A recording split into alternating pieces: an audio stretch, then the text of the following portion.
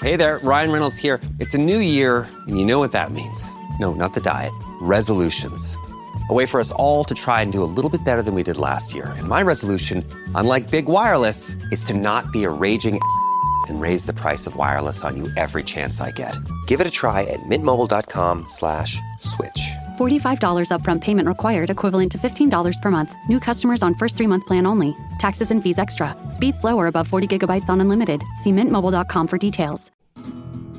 Is back for life a nickname for my knackers? Answer me this, answer me this. Is it Mr. T who's the character or B.A. Baracus? Answer me this, answer me this. Helen and Ollie, answer me this. In episode 283, Ollie espoused his first conspiracy theory of 2014. Well, the first we could broadcast.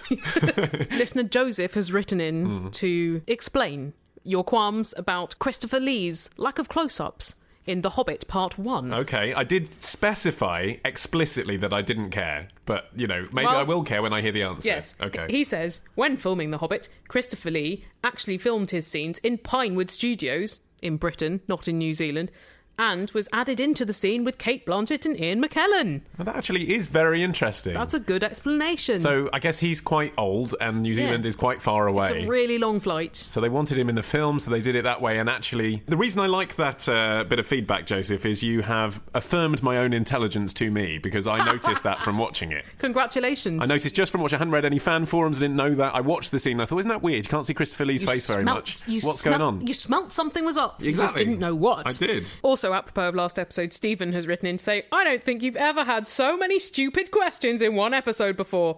I have nothing more to add. Well then, Stephen, you can hold yourself responsible for the questions you think are so stupid, which happenstance I disagree with, because if you don't send in sensible questions, where are we supposed to get sensible questions from in your esteem? There's no such thing as a stupid question, only a stupid podcaster. I also suspect that Stephen hasn't worked his way through the entire archive of 170 previously available episodes at answermethisstore.com. We've done What is the Point of a Lamp? Where do chairs come from? I think that was a low point. No, chairs are only a low point at a shiver, Martin. Everyone knows that. Now, sometimes it's hard to know when we're actually recording the episode what is the question that's going to stick in our listeners' minds afterwards. What's the one that's going to be the landmark question of that episode? But I think it's safe to say you are about to hear the question of episode 284. Brace yourself. It is from Greg in Baghdad. He says, my name is Greg, and I'm currently living and working in Iraq. That's where Baghdad is kept. That's right. Well, my girlfriend is working in Malawi. Ooh, long-distance relationship and a half. We both listen to your podcast, and I'd like to surprise her with the following question. Helen and Ollie, answer me this. Will Nora in Malawi marry me? Wow. I'm going to have to buy a new hat! I think we've had lots of questions about marriage over the years, haven't we? And lots of questions about proposing, lots of questions about weddings. We've never actually had someone say over our airwaves, if you can call a podcast an airwave. Interwaves. Will you marry me? It's a very special moment. It is special. Yeah. I feel quite overcome. I'm also curious to know, Greg and Nora, assuming Nora does say yes, will the relatives be asked to come to Malawi or Iraq? Malaria pills or a shield? Maybe they'll have a destination wedding. Yes, I think that's probably for the best. How's Kashmir looking this time of year? But yeah, good luck. Good luck, Greg. We're all rooting for you, Greg. And Nora, if it's a yes... Please call in with your yes. And answer me this with the yes. And if it's a no, then please detail your reasons. Well, time for a question of fashion now. It's from Claire, aged 28 and a half, from Oxford, who says, Helen, answer me this. Why don't more people wear balaclavas? I often get a very cold nose and chin, but do not want the social judgment associated with wearing such an accessory. Well, you've answered your own question, haven't you, Claire? The reputation of the balaclava has been rather damaged by burglars, bank robbers, murderers, terrorists. I think when it comes to brand ambassadors, the IRA are not the best, really. I disagree with her use of language, though. Social judgment is not really a social judgment so much as people cowering in fear for their lives. I mean, that's the point, isn't it? You see a balaclava, you think someone's up to no good. I think people naturally are alarmed when they can't see your face because you take so many cues from someone's facial expression. It's why also when you see a woman wearing a full coverage hijab, I think often just people act like there isn't a human under there at all. It's more just like a walking hijab. The balaclava is effectively a ski mask, isn't it? It's for people in really cold places to cover as much of their face as possible. And there used to be many more options, many more types, many more fashions. But over time, it's dwindled down to the balaclava covering everything. Well, Actually, or the open face. Those still exist. Well, yeah, but they're called something else. They're called ski masks or whatever. I wonder if you wanted a sort of friendly, approachable balaclava, maybe go to a ski specialist. And get brightly coloured one. Yeah, a pink one with snowflakes on it. Oh, I've got an even better idea. If you can find a supplier, get an adult-sized baby's bonnet. Covers your cheeks, covers your chin. It's probably made out of pale yellow wool. No one's going to find that terrifying. Then rob a bank! It is. Here's another question of fashion from a man who wishes to remain anonymous, and you will shortly find out why. He says, I am a man in my late 20s who has recently switched from wearing boxer shorts to wearing ladies' knickers. Well, it's cheaper. Boxer shorts are ever so expensive. Is that right? How much is a pair of decent knickers? Well, decent, I don't know, but you can get adequate ones, like 3 for a fiver. Your knickers 3 for a fiver? I could not say about my current ones. Because they're so old, they're no longer currently available? From the pre-decimal era. Actually, my dad does have underpants from the pre-decimal era, it's true. Well, anyway, our anonymous contributor continues.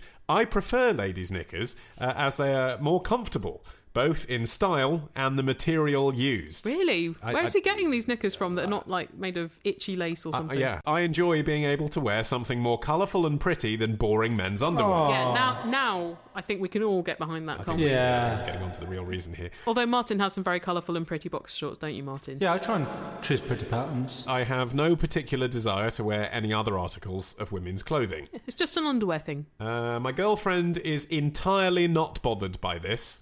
You better not be taking her pants, though. I was wondering about that. I bet she would be bothered if you were doing that. There might be different sizes. You need extra ballroom. I had no reason to suspect my girlfriend would be bothered by this, so I was entirely confident in telling her about it. Sounds like you have a good relationship. It does. Entirely confident is That's stronger a bold than statement. I would expect. Yeah. My friends and co-workers, however, it's a different story. That's because they're your friends and co-workers. Yeah, that's right. I think it'd be odd to talk about your pants to those people. I'm completely unsure how my friends and co-workers would react to this news. I reckon they would go, why is anonymous guy talking about his pants to us? Exactly. Not my business. On the one hand, it is none of their business. On the other hand, should they discover this fact about me accidentally... Well, like you get run over by a bus or something. Like your mum says, always wear clean underwear in case you get run over by a bus. Yeah, well, no, actually, I was thinking if you were standing by one of those trough-shaped urinals that didn't have the dividers, and you were standing there with your willy poking out the side of women's underwear, I think they may notice and find it a bit weird. Do you think you could pass them off as briefs? Well, it depends what they're made out of. If they're lace, I'd imagine most men's briefs are not made of lace. He continues, should they discover this fact about me, I'm concerned that having concealed it from them, as if they deserve to know, it may well cause them to believe it is something to be ashamed of.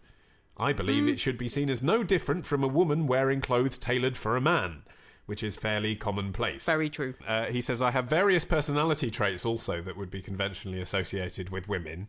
Well, you're amongst friends here. And aside from some Thanks, yeah. occasional piss-taking, which is not a problem, people generally accept these qualities of mine. So should this knicker wearing be any different? Helen, answer me this. Should I tell people or not? That is quite a complicated issue because I don't think you're under any obligation to share this or that you have any reason to feel like you have to hide it, but I do think it's odd to start telling people about your underwear. Yes. It is, isn't it? It is, yeah. If he's worried that they all think that concealment equals guilt, then at this mysterious point of them finding out, he just has to act totally blasé, like, it's not a big deal. Don't even know why you're mentioning it. Yeah, why make such a big fuss about it? It's obviously your problem. Yeah, these are my pants. Yeah. And that kind of cuts the curiosity dead. Actually, I'm not sure it does. I think I can think of another scenario where they may see, and that's when you're wearing a baggy pair of jeans, and instead of seeing boxer shorts poking over the top, they see a thong. I think that is legitimate office banter territory, actually. That's why I think you have to brazen it out. But I don't think that means you have to volunteer the information so that they find out. If that happens, they're not going to feel like, oh, why have you concealed this from us? That won't be their thought process. They'll just think, oh my God, John's wearing a thong. I think they're not going to think, why didn't he tell us? They'll know why you didn't tell them because they think it's embarrassing. In order for it not to be a big deal, just make it seem humdrum, commonplace, and perhaps the best way to do this is to wear quite ugly old lady knickers rather than sexy young lady knickers. And they probably are more comfortable, aren't they? probably are. Keep your navel warm in winter. I've got a question. Email your question. Answer me this podcast at googlemail.com. Answer me this podcast at googlemail.com. Answer me this podcast at googlemail.com. This episode is brought to you by Progressive Insurance. Do you ever find yourself playing the budgeting game? Well, with the Name Your Price tool from Progressive, you can find options that fit your budget and potentially lower your bills. Try it at Progressive.com. Progressive Casualty Insurance Company and Affiliates. Price and coverage match limited by state law. Not available in all states. The Winter Olympics are over now, but the legacy lives on in the form of questions such as this one from Becca, who says, after watching various Olympic skating routines, I have to wonder, Ollie, answer me this. Is there any Andrew Lloyd Webber song that can't be skated to? I assume she's asking this question because a couple won gold skating to Jesus Christ Superstar. Did they? Which was deemed to be an unusual choice. You can pretty much make ice dancing fit any mood of music. Well, people say that. I actually disagree. There was a meme online that I saw of people uploading hip-hop tracks over the top of Sochi dancing, and I didn't think it did work, actually. You could see that the timing wasn't quite right. The jumps have to coincide with the big swells. Yeah, but that's because they're doing it in post. But I'm saying you could plan a skating routine to virtually anything. That's true. Well, I think there are two reasons why Andrew Lloyd Webber's music is particularly popular. Well, three, actually. Right. Okay. But Sit down, everybody. This will take some time. Well, no, the one I just added at the end there, almost as a postscript, was simply just that he's well known all over the world because he's had lots of successful hits, and he's pretty much the most well-known internationally modern classical composer. So, I mean, that's the obvious reason, apart from John Williams or something. I think a lot of people are going to take issue with your use of the word classical there. Well, musicals are not classical music. Well, I disagree. I think it is in the classical style. I think it is modern classical music. Classical style is different. Well, yeah, classical music, you are opening a can of classical worms. Okay, fine, Helen. Well, I'm prepared to sit on that can of worms and have people come and wiggle try and around. eat them from me. That was the third thing. But the two reasons are, I think, that Andrew Lloyd Webber is being chosen a lot. One, he marked himself out as a skating favourite by doing Starlight Express. Now, I know that's roller skates, not ice skating. There is certain overlap in the kind of moves you're able to do, though, skateborn. I think if any modern composer aligns themselves with skating of any kind, I think skaters are going to warm to that writer. Why isn't Avril Lavigne more popular? Good point. The other reason I would say is that his most famous tunes are the big sweeping classical ballads. Yeah, you can get a lot of rink work done to memories. That's it. So Memory, Music of the Night, Don't Cry for Me Argentina, The Perfect Year, they're all slow-paced, epic, grand strings. That is basically what people look for in skating. When they go for classical composers, they go for Tchaikovsky and stuff, don't they? They want that kind of sound. Yeah, Prokofiev. Although I would say that it's quite a risky business choosing songs from musicals, especially where you're using the lyrics, because I think often the lyrics tell a story that the dance isn't telling. So I saw a pair dance to a little Kander and Ebbs medley. They did Roxy from Chicago and Mein Lieber Herr from Cabaret. And yet they were doing quite a jaunty number that wasn't really to do with being a woman prisoner or a sort of prostitute.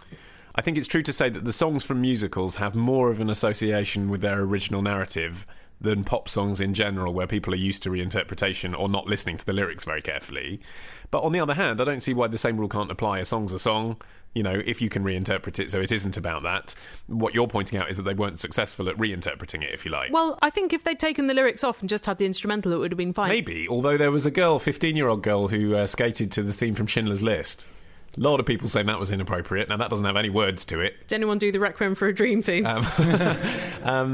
But actually, you know, I would fight her corner on that one, because although I think you could say it is crass to do that, she was wearing a red jacket as well, so people were saying this was a visual reference to the girl in Schindler's List. Did that then segue into a Don't Look Now tribute? But actually, I think if you take the argument that skating is an art form, and I think it probably is, even though it's not one that I particularly enjoy, then I don't see why you can't reinterpret serious subjects in every art form, like musicals in the first place. If you said that musicals could only deal with trivial subjects, then you'd never have Les Mis, would you? I think it is open for reinterpretation. I think maybe the red garment is too literal. It took it too far, yeah. Yes. But anyway, in answer to the question, I can think of a few Andrew Lloyd Webber songs that wouldn't work for skating. Okay. And they're mostly from Joseph. And the reason for that is, the thing is, it was written for a primary school, right? Yeah. And it sounds like that. All of those songs, go, go, go, Joseph, you know, and I close my eyes, they're childhood Draw back sing-alongs. the foreskin. No, was there a whole childhood verse for that in your school? How did it go after that? She stuck her tongue in, whoa. Then it escaped What happened me. next? It's got to come to a climax. And the for bell God's rang sake. and we had to go into class. I suppose it was Any Hole Will Do or something like that. Probably. Any I'm not Scene sure we Will were Do. that clever. Yeah. As we're saying, you know, these work in various reinterpretive forms, but I don't think they work for skating. So I would say there's your answer. Is that because they're too juvenile, too banal? Yes. Right. And Not epic. Not epic, exactly. And equally, there are other parts of Lloyd Webber's canon which are not epic, which also don't work very well, like Jeeves, the musical he wrote with Alan Ayckbourn based on the work of P.G. Wodehouse. Now, obviously, that in and of itself is it's not a flaw of the music. It's deliberately trying to be twee and English sounding. Probably not many Russian ice skaters that would want to dance to that. I can't imagine it being sporty. There's a lot of ukulele in it. You know, it's just not appropriate. That's Yeah. a bit twee, isn't it? Yeah, You don't want the twee indie skating to start with ukulele music. Except I kind of do, but then I'm not a skating fan. Hey, this is Greg from Jarrow. Helen and Ollie, answer me this. Has anybody ever competed in both the Summer and Winter Olympics? Yes, quite a lot of people have, but not many have won medals. I was going to say, there's competing, and then there's competing successfully, isn't there? Yeah, apparently only 4 have won medals at both winter and summer. Wow. But the general overlap seems to be with sprinters doing bobsleigh, because bobsleigh involves sprinting and then jumping into a bobsleigh. Yes, and actually, I mean, obviously you need a lot more skill on the ice than I've displayed in my life. But And lots of skill at sprinting. Yeah, but at the same time, you don't need to be an expert skier or anything, do you? It's basically running and then jumping, which is what you do anyway. Whereas I'd imagine a lot of the disciplines you do have to devote all year round to learning them. Yeah, and from the age of 4, basically been planning to do it, yeah. Some of those Winter Olympic sports are absolutely insane. The skeleton! The skeleton, now that's the one where you're just face down on a mat that Head doesn't even first. have brakes. Oh, you thought the luge looked a bit safe, did you? Well, let's spice this up a bit. You know what's going to be in the next Olympics? Fire skeleton. Yeah, exactly. Ultimate skeleton Will would the have a big ice melt spike on before the they end, get wouldn't down it? and drown? Yeah. Oh, But that is kind of you are sort of watching to check that they finish as well, not just that they do it, but at the end, can they slow down in time? But that's what the whole Winter Olympics is like. I was watching the biathlon, which was quite boring because it was men skiing around the same course repeatedly, but then taking a massive gun off their backs and firing it. Oh, yeah, the And I just skiing and thought, shooting one. Yeah, if they fall over and that gun goes off, it's a disaster. I think they should shoot while they're skiing and from the hip. I think they should play snooker while skiing. I think that would be genuinely very challenging. I don't think it's that odd to think that athletes who have excelled in one discipline could excel in another discipline. No, well, fitness, dedication, Yeah. these things are transferable skills. Yeah. If you're doing something like a summer sport, then you're going to have a lot of winter months to waste learning how to do snow sports. But I do think it's more odd, as did many people, when people like Vanessa May pop up as Olympians. What? Yeah, people competing for countries that they weren't born in. I find that very interesting Oh, because... God, that's like saying No, Britain hold shouldn't on. have won Yes, Eurovision I'm with getting- Katrina and the Waves. When it was here, 2012, and the discussion came around to Mo Farah, everyone was like, of course he's British, he's chosen to live here, he loves it here, he's trained here. Everyone loves a winner. Right, yeah, exactly. And I took that side. I took that popular side, genuinely believed it. I thought, of course Mo Farah should represent Britain, nothing wrong with that. But then when I'm watching the Olympics impartially, and I'm not backing anyone, watching the Winter Olympics, and you see someone from the Jamaican bobsleigh team doing Canada. And the reason is they offered him citizenship because Jamaica didn't have the funding for bobsleigh, as documented in Cool Runnings. And also the Kickstarter campaign from earlier this year. Oh, really? Was there one? Yep. It was Cool Runnings 2.0. When you see that, and the voiceover, the commentator actually says, of course, he's been living in Canada for the last 6 years, having failed to get funding in his home country. I thought, well, he's not proud to be Canadian, is he? He's gone to Canada because they funded his sport. Actually, I'd be a bit pissed off if I was a Canadian bobslayer. Well, there must be quite a lot as well, because Canada has a lot of cold. They excel at that. And actually, it was really interesting seeing an outsider, because when it was Mo Farah, I used to get very defensive. Yeah. When I was just looking at it, like not having thought about it in advance, I was like, actually, that probably is wrong, isn't it? Has Mo Farah got a British passport? Is it on something as simple as that? Yes, it's on citizenship, yeah. Right. Yeah, you've got to have lived here for a certain number of years. But they say it's not relevant where you're born. And because he's been here since a child, people get very emotional about it. Or we brought him up. Well, But actually, okay, that is different. If you've been here since you're a child and you consider that this country is your home country. yeah, but if you get to the point where you're obviously going to be an international sports person when you're 14 and then decide which country to go and live in because they'll let you enter the Olympics, Okay, my dad, who spent his first nearly 30 years in South Africa but has spent the subsequent over 40 years in Britain, if he were now to compete in the septuagenarian Olympiads... That would be a great show. In chainsawing. Just the opening ceremony would be... In fact, the opening ceremony would be exactly the same, wouldn't it? It would still be Paul McCartney. Unfortunately, he's got a bad knee at the moment because he was jumping up and down on some sticks and hurt himself, so he's off games. Get well soon, Zach. But if he was looking like a good prospect... Should he be performing for England? He has a British passport. Britain. Or for South Africa? That's a very good question. I think it does come down to the period of time. I think we were all agreed on that. So I think actually because he's lived here for long enough, he's decided to raise children here and he didn't come here to enter the septuagenarian Olympics. Well, he might have. He's a very forward planner. He's playing the long game. I think, but then equally, I do think he should be allowed to say, no, I'm a proud South African and I want to represent South Africa if he wanted to. It's not really in his character. No, but that's not the point. He could. So do you think there should be an age limit? Anyone who wasn't in Britain when they learnt how to walk shouldn't be allowed to compete in sports for Britain. Ladies and gentlemen, welcome to today's intermission, brought to you by Answer Me This, Sports Day. I think I found a reason as well that might account for why the Jews are traditionally not known as being good at sports. If Greek-speaking Jews took part in the events at the time and they had to be naked, their lack of foreskins were a cause for ridicule.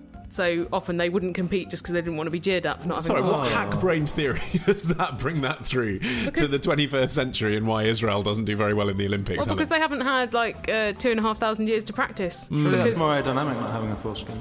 Yes, exactly. I suppose it depends on the sport, doesn't it?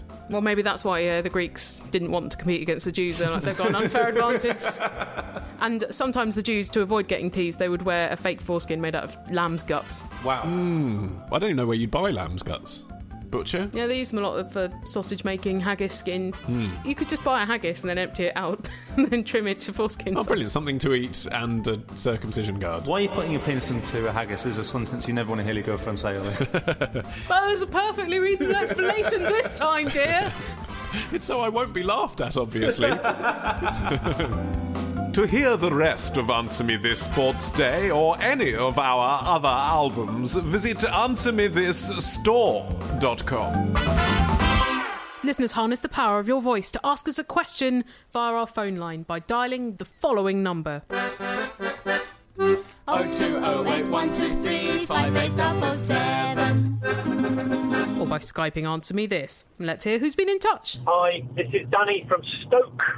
Helen and Ollie and Martin, answer me this. I'm driving my car now, and all around the tops of the door windows are handles. Now, I can see why they're useful for hanging coats, where they've got the coat hook bit, but I can't see any practical use for holding on. It just makes the blood run from your hands and hurts your arm. Why the fuck are they there? Just because there's a handle there doesn't mean you have to grab it the whole time you're in the car. I don't think the point is that you have your hand on them the whole time. I think the point actually is you will understand, Danny, when you get to the age of, say, 70, why they're there. You need to haul yourself out of that car. They are known as assist handles, and they are for the infirm. So, yes. Well, not even the infirm. A lot of us might need a little gradients heave-ho. of the infirm, the elderly. Maybe Danny's going to ring in next week. Like, why is it the side of the bath got a handle on it? I'm not driving the bath. And then, they do all have little coat hooks on because that's an extra function, isn't it? Why not? Surely it's a bit dangerous to block out your window as well with a hanging jacket. Yes, it is. People do it all the time, including me. But yes, it does reduce your visibility. Completely covers your blind spot. I don't think they should be called handles, really, because the handles are called handles, aren't they? As in the door handles to open the doors. Those aren't handles. They don't open anything. They're fixed. But the wheels that the car drives on with the tyres... are not like the steering wheel, yet they're both called wheels, Ollie. That's true. You're going to have to handle that. Yeah. Well, here's another question of cars. It's from Adam, age 28, from London, who says, me and my girlfriend are going to... My girlfriend and I. I'm just reading it as it is, Helen. Yeah. I'm not passing judgment. Well, I'm sick in my mouth when you get pronouns wrong, listeners. Me and my girlfriend are going to Los Angeles in November for a holiday. Lovely. And I'm thinking of renting a car to drive around the city. Well, you will have to. Los Angeles being a driving city. I think that's right, Stealing a car being wrong. Buying a car being excessive for a holiday. And driving up to Las Vegas. As much as I am excited about this trip, I'm also very nervous. I've only ever driven on UK roads. So, Helen, answer me this. Is there any way I can prepare or practice for driving on the wrong side of the road without breaking the law? What about playing one of the driving games, like Grand Theft Auto? They're set on the right-hand drive, usually. I think it's fair to say that Grand Theft Auto doesn't exactly incentivise responsible driving. That's the way you play it, Ollie. You could just stick to the speed limit, stop at the lights, all of that. And drop the drugs package with the police.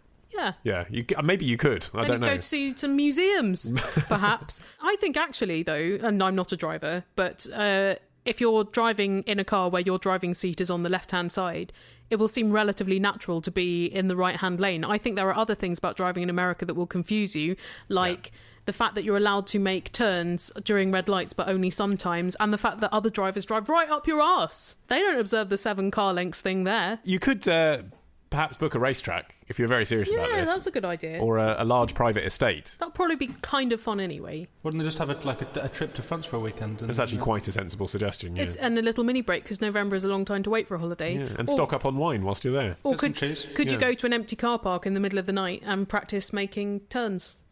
But the opposite way to how you usually would. No. What I would say, and this isn't very helpful, Adam, if you have actually booked your holiday already and your itinerary is LA then Vegas. Are you going to tell him to go up the Pacific Coast Highway because as a starter road trip, that's much better than driving to Vegas because that's a pretty boring road? No, although that's true, but I wasn't really approaching this from a tourist point of view. Were you going to say go to Vegas via Joshua Tree because that's much more interesting than the motorway? Well, that is interesting too. No, I wasn't. I was going to work with his itinerary, and I was going to say, if your intention is LA then Vegas, from a driving point of view, you'd be much better off to fly into Vegas, learn to drive out there where it's really hard to screw up because there's basically 2 roads you're going to visit, and then drive to LA once you've had a few days' experience. Because actually, flying into one of the busiest city airports in the world, hiring a car when you've been awake for 18 hours. Suddenly going on an 8-lane motorway. Yeah, and having been necking Baileys at 500 feet. It is... Not every plane goes at 500 feet, Ollie, because that's usually a bad sign. Well, whatever. And Baileys is not an essential on an aircraft. Baileys for me is an essential on an aircraft. Don't drink and drive, kids. But I've done that before flying into Boston, and it was dangerous. Like, I was only half awake and I'd just been standing in the queue for 2 hours to rent a car, and I was tired and it was raining and dark. The problem with this plan, Ollie, is that, Adam, you might not know this, but if you rent a car in one state and drop it off in another, you often have to pay £300 or thereabouts, and that is not a fee that is necessarily included when you book. True, but again, if you're going to pay that, starting in Vegas is an easier place to learn to drive, I would wager. I actually found Vegas a bit of a faff to drive in. LA's not that bad. I mean, the jet lag is the thing. If you're mainly worried about the jet lag, then just don't hire a car when you arrive. Get a taxi or a bus into wherever you're staying and pick up the car the next day when you're a bit more alert. Yes, maybe that's sensible. Also, we're focusing on the negative here. You're going on a road trip in America. That's amazing. The best of holidays. It's great. But certainly do follow my advice about the Pacific Coast Highway rather than going to Vegas. That is a great trip. Yeah. But if you are in Vegas, go to the buffet at the Wicked Spoon in the Cosmopolitan. Go to the Atomic Testing Museum. I'm not sure that is on most people's list when they first go to Vegas. It is now. The Silicon Roundabout's my favourite place. To become a webpreneur would be really ace. Like that awesome guy, Tom, who was my first friend on MySpace. We haven't kept in touch. Get your foot on the ladder to online success. Through Squarespace, build a site and get a free web address. Then hang around East London until you get hired in the US. Mountain View is calling. Google have free buffet.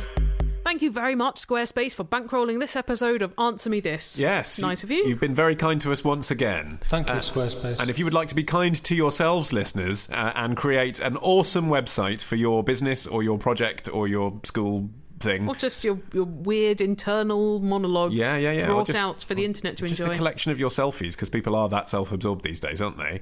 Go to squarespace.com, you get a free trial, and then you can develop a website that will work across numerous platforms like iPad and mobile and stuff. And then if you like it and you want to pay for it, then you just use the code ANSWER2 and you'll get 10% off. Sounds all right to me. Here's a question from Ross in Blenheim, New Zealand. You know, usually when people clarify a country, I'm like, they don't need to know that, know where Sydney is. But actually, Blenheim, I would have assumed Oxfordshire. I've assumed Ross lived in a palace. Yeah. With a lovely model village and an amazing dinky railway and a butterfly house. I didn't know there was a Blenheim in New Zealand. No, I didn't, but I've never been to New Zealand, so neither has Christopher Lee. You've got that in common. Except film Lord of the Rings in your face. Oh, that's true, he did, didn't he? Yeah. Oh, that's why he was able to specify with The Hobbit. No, fuck you, you come to me. You're stuck with me now. I'm Christopher fucking Lee! I'm the wizard, Jackson. Do you want want it or not? Right, yes. Ross says, Helen, answer me this. Why is the place where highly qualified doctors perform complex surgical procedures called a theatre, when the theatre is often the place where people with no qualifications end up? Meow! Quite funny. Well, Ross, it's because operations used to take place in a room that was very much like a theatre, in that the person having the surgery was on a table in the middle, and then around them layers of seats like an amphitheatre, so that students could watch. People with a taste for the gory could have a look in. This is before, of course, they realised that an aseptic environment was better for not killing the patient. Yeah, and before there was one born every minute style fixed rigs, so that the whole nation could peer at home and say, oh, look, an esophagus. Do you think it could occur, though, that the popularity of One Born Every Minute begets a live show where a woman is giving birth surrounded by 200 paying punters? It's unlikely, but I wouldn't call that unthinkable, would you? It could be an art piece. What's One Born Every Minute? It's one of these Channel 4 factual programmes where they set up cameras in a hospital so that you can see. So it's live births. Why do people want to watch that? That sounds gross. Have you not seen it? Why would I see that? I thought all women watch it. No. Why would I watch the horror of war? I agree. I'm with you. But every other woman I know watches it. I had to watch such a video in school biology class, and I'm sure that the technology has not changed. I know, yeah. Never wanted to eat a trifle again. I know, I'm with you. Anyway, a theatre is just a term for a place where you watch things. It's from a Greek word that meant place for viewing, but it made me wonder, why is the phrase theatre of war extant? What's that for? Because you wouldn't sit around on rostrum seating watching people do wars, would you? Well, except in history plays you sort of did, didn't you? So I wonder if people were making the observation that life mirrors art mirrors life. Yeah. And when you went to war, you said, the theatre of war, because it's a bit like Richard II. And in places like the Colosseum, they reenacted battles. Yeah. And then real people died. So it's like a snuff theatre. Do you like watching gory war battle scenes on films and things? No. It's not really my thing. But Blackadder's about as far as I'd go. But a lot of films, a lot of big epic type films, like this Noah one that Russell Crowe's in that's coming out. Oh, is that Darren Aronofsky? Yeah. So odd. Isn't it? It's either going to be appalling or amazing. It's got Russell Crowe in it, which means that whichever it is, I'm not going to go and watch it. Oh, really? Just anti-Crowe? Yeah. Is he playing a crow? The animals went in 2 by 2. If that literal translation went for everyone, so Mike Batt could play the bat. That would be good. You'd have to find a lot of actors who would change their name to Giraffe. I can't think of anyone who's famous with the surname Lion either. Leonardo DiCaprio. Yes. Anyway. Food for thought. Yes. So is Russell Crowe playing Noah? Yeah, of course he is. Or is he supplying the wood that makes the ark? What? I'm referring to his acting style, of course. I think when you have a discussion with Russell Crowe's agent and you say, we've got a great script for you, it's a great script, it's great, Russell's going to be great in it. I think the question is Russell playing Jesus or God? And then I think it was quite a stretch to get him to agree to play Noah, don't you? Yeah. My name's Steve from Kent. Helen and Ollie, answer me this. If Cinderella's slipper fitted so perfectly, why did it fall off? Has Steve never walked in a high-heeled shoe and got it caught between 2 paving slabs? So it's pulled off your foot? Is that what happens? Because then the question really is, if Prince Charming was so charming, how comes he threw a ball in a room with an unequal floor? Because it was the outside patio, and she's gone there to cool off and maybe set off some of those Chinese fire lanterns. Maybe. I'm just speculating. I don't go to fancy parties. I think that it's plausible that a shoe that does fit her perfectly could fall off, because a dancing shoe might not be designed to be attached to the foot that well in sprinting. Like, look at a lady's fancy shoe now. If it's like a court shoe without any buckles or straps, then you can lose it very easily. Well, especially whilst dancing, actually. I mean, thinking about it the other way, what if it isn't a dance shoe? What if it is a sort of... walking shoe. Yes, a parading yourself around shoe. Right. And then she gets swept off her feet by Charming, goes for a hell of a boogie, and actually does a few high-flicking dance moves and loses it that way. No, but that's not how she loses it. She loses it running off at the end because she knows she's about to turn back into a pauper. Oh, yeah. And a man could never love a pauper. Here is another question of entertainment from Sam from London, who says, Ollie, answer me this. Is Seal's Kiss from a Rose about drugs?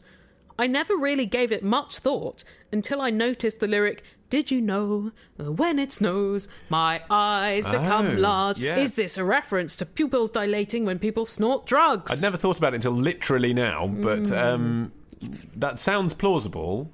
On the other hand, sort of every popular song from the last 50 years could be about drugs. It's either about drugs, or it's mythologising a DJ, or it's about something sexual. Sometimes all three of these things. I mean, I suppose as much as I've ever thought about it before, it opens, there used to be a greying tower, alone on the sea. I suppose I always thought it was about Portland Bill. It's a very odd lyric, actually, isn't it? I'm looking at the It's supposed to, it's sort of, I mean, having talked about Cinderella, kind of fairy tale-esque, isn't it? Love remained a drug that's the high and not the pill. Right, so don't take pills, take coke. Seal knows how dangerous prescription drugs are and how many deaths they can lead to. You remain my power, my pleasure, my pain. Baby, to me you're like a growing addiction that I can't deny. It's quite odd, isn't it? I've never thought about this song because it was re-released so many times and it's on so many Valentine's Love compilations. Yes, that now thinking that it's all about getting off your tits on something changes it, doesn't it? Because you want it to be just about getting off your tits on love. So is this song about drugs or what? Well, I haven't got a statement from Seal, but the forums that have been considering this song for nearly 20 long years seem to feel that there is no interpretation bar the obvious interpretation, except for the people who are going, oh, you think every song's about drugs? You think even Heroin by Velvet Underground's about drugs? Yeah. I don't think it's about drugs. I think it's just Seal not being a particularly good lyricist and using addiction metaphors. That's true. The element of metaphor is something that is often overlooked in even the most precise forums based on interpreting lyrics. Like, actually, yes, it's a reference to drugs, but that doesn't mean that he's not talking about love. Love giving him the same effect as drugs. It doesn't sound like it's very consistent either, like singing about lighthouses and singing about roses. Doesn't really make much sense or hang together. But you see, but that's what people say. The people say, oh, but the whole thing's a big drug trip, so that's why it's inconsistent. Oh, for God's sake. Lighthouses and roses, this makes it sound like he's wandering around a Victorian folly garden. Yeah, that's how it originally ended. In an English country garden. Isn't it based on the work of Virginia Woolf? Actually, it's a tribute to Crosby, Stills and Nash. And Seal wrote it while he was living in a squat in Kensal Green. Wow, that is... I don't know why that should be impressive. Lots of artists live in squats, but it is impressive when you go from that to soundtracking Batman Forever, isn't it? Rags to riches, Cinderella again. Did he lose his shoe? Remembering Seal videos at the time, I think he lost his shirt. Yeah. There's a fashion for that in the 90s, wasn't there? Male solo singers. Even Michael Jackson did it, and you were not alone, and no one wanted to see that torso. Billowing shirt, Billowing head shirt, back, yeah. nips out. Yeah, which doesn't really happen now, even with boy bands, often really. Billowing trousers, too. Yeah, like now that was a 90s thing. Having trousers that were loose enough to billow. They'll come back. Will they? The billowy trousers. Because they've been like Bieber drop crotch trousers. Yes. It's only a couple of steps from the billowing trousers. Well, that's good for me because I've lost some weight recently. I've got a lot of trousers that previously fit me and are now billowing. Yeah, but they're just not the same as those sort of brightly coloured silk billowing trousers with a massive waistband. Work on it. You could probably have them adjusted. I might well do that. Or some of your old underpants, they'd probably billow because they're a thinner fabric. Answer me this. Hampton Court was Henry VIII's home. The O2 Arena was the Millennium Dome. Wasn't it? I went to see you in your room, but it had been turned into a Weatherspoon. So I ordered a 2-for-1 curry and a macaroon, but they don't sell macaroons. Do they? I just ate both curries, and now I regret that. Here's a question from Joe, who says, Helen, answer me this. Why are the first episodes of series called pilots? It seems pretty random to me. Doesn't seem at all random to me. Okay, to me, I've never thought about it before, but no. Is it because... What? Oh, I don't want to know what's coming. What? Okay. Do one of your harebrained etymologies, because I think we should set up a Tumblr just for those. Well, first of all... No, don't you say, because you'll get it right, won't you? No, I was just Martin, going to say... stand down. It's not the first episode of the series. It's in preparation for a series. It's a tester. It's a tester. Fine. So that is also sometimes the first episode of a series. All right, Martin. Can then become the first episode of a series. Settle. Fine. I don't know this. I'm just guessing. Guessing. Yeah. Why don't you just let me guess? Okay. I think it might be because, like, a pilot is at the front of the plane. It's going up front. It's the first ahead of everything else behind it, i.e. the passengers, the rest of the series. Is a pilot a little boat? Well, a pilot is lots of things. But you get a pilot light as well, don't you? So it's just the first exploratory leader of a thing. So actually, I'm kind of right. Well, the pilot is the leader of the plane. I don't know if it really matters that they are physically in the front of a jumbo jet, because they're also a pilot if they're in one of those weird planes where they're much further back. And that's true. They could be in the undercarriage of a plane, like in the Second World War, firing guns. Do you have any favourite pilots that... either you've seen and thought, thank God that became one of my favourite series, or do you have any pilots that actually you've seen and thought it's such a shame that didn't become a series? My most common response, Ollie, actually to pilots is to think, thank goodness they commissioned the series and the series was not that represented by the pilot, because the pilot is not as good as the series. like, say, Twin Peaks, New Girl. Yeah, but that's because the characters develop and things happen as it goes on. Yeah, But then by necessity, the first episode, even if it had been commissioned at the same time as the rest of it, you've got to establish things. Yeah, but some pilots are really good, like the pilot to Veronica Mars or the first episode of Breaking Bad. Well, Lost is a really good example, I think, because That's actually... a pilot that is never as good afterwards, is it? Yeah, I thought you were going to say that's a pilot who you wouldn't want flying your plane. Oh, that too. But yeah, it's almost like the whole of Lost, like the whole 8 years of it or whatever, was really about the first 5 minutes of the first episode. Yeah. And actually everything else is just the idea that follows, isn't it? They wrote a check their imaginations couldn't cash. Yeah, I think that's right. But that's a great pilot, so they do exist sometimes. Yeah. I am interested in TV history when you read about pilots that happened and then... They recast them or and something. then the show didn't. Yeah. Like in Homeland, the sexy wife. Yes. The one from V. Yes. She was a different woman in the first pilot of Homeland. And did that woman have a no nudity clause in her contract? They had to get rid of her. Well, I think she was probably more like Damian Lewis's age and looked a bit more like Damian Lewis. Unacceptable. Normal. Yeah. Not like somebody who did conceivably have 2 teenage children. Yeah. And also those boobs. Yeah, exactly. So obviously that had to go. Or maybe it was somebody who objected to the way that character had been so massively underwritten. And then there's a whole pilot episode of Sherlock, which has never been screened. You know that? They made a whole feature-length 90-minute, written by Stephen Moffat and Mark Gatiss, whole thing, same cast, episode of Sherlock. But the BBC looked at it and they were like, this has the potential to be amazing and this is just okay, so go away and remake it like this. And they had a second go at it. Can you imagine how much money they wasted? I mean, worth it as it turns out, but a bit of a risk, isn't it? I thought it was quite odd that the first series of 24...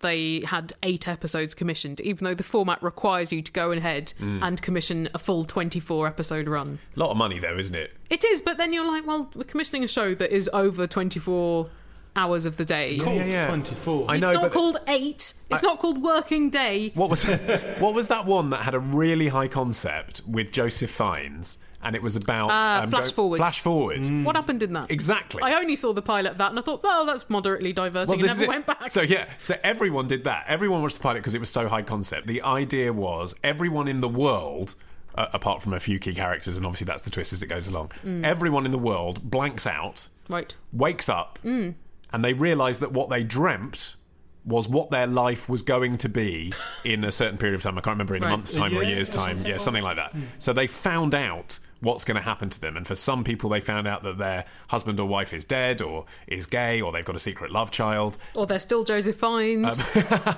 Well, some people they found out they get to open a big company or whatever, and then the interesting dramatic point of it is that obviously people can't cope with that information. Some people then kill themselves, and as a result of doing that, do they change the history that's going to happen, and so on. And it was a good idea, right?